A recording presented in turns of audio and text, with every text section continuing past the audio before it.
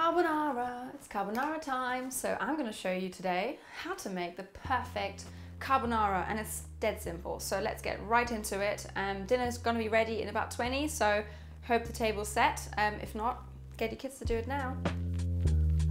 So normally my first step would be to actually grate the pecorino and Parmesan cheese, but I've actually had to do it by hand this time, and I'll tell you why I've had to do it by hand. I've got a sleeping baby upstairs who is in a very light sleep right now, and if I do that, I'm gonna not have a sleeping baby anymore, and you won't get your carbonara videos. So I've done it by hand this time, but you're gonna do it in the Thermomix, and you've got the description below where it tells you exactly how to do that. So once that's done, we pretend we've done it in the Thermomix.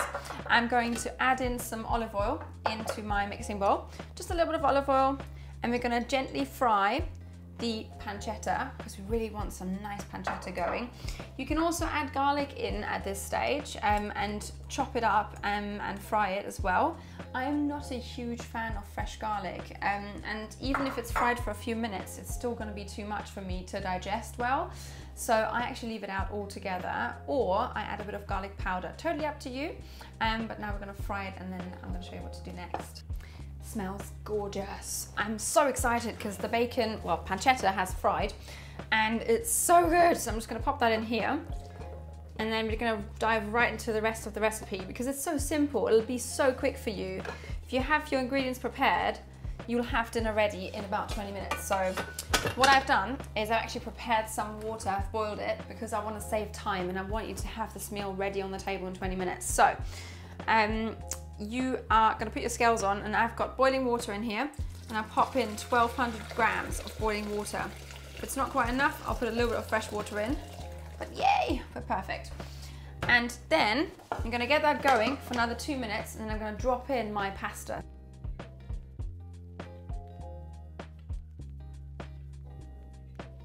Ready for the last stretch? It's now time to put it all together. Pasta is cooked, and I'm going to show you how I drain it. It's basically so simple because you can just use your varoma. I'm going to pop it right in here. In your varoma it goes, and the whole pasta is in there. If it's a little bit stuck to the blade, sometimes you might get a couple just that have wound themselves around it.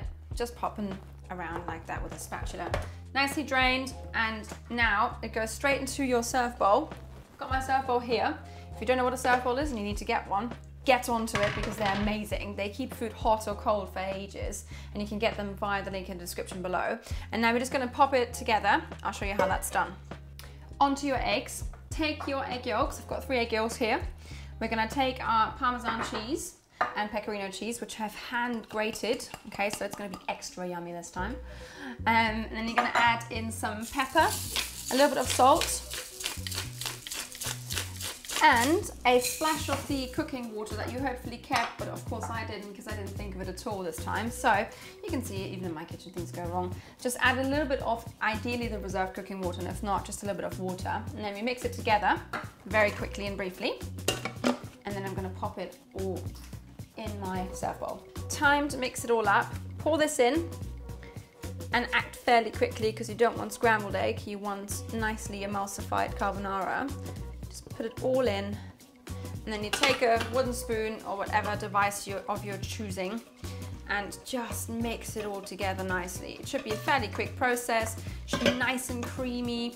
The hot pasta will essentially cook the egg ever so slightly, and the cheese should melt into it. And then you can leave it in your serve bowl just for 5 minutes before you're serving it to get the egg cooked a tiny bit more and actually everything nicely melted.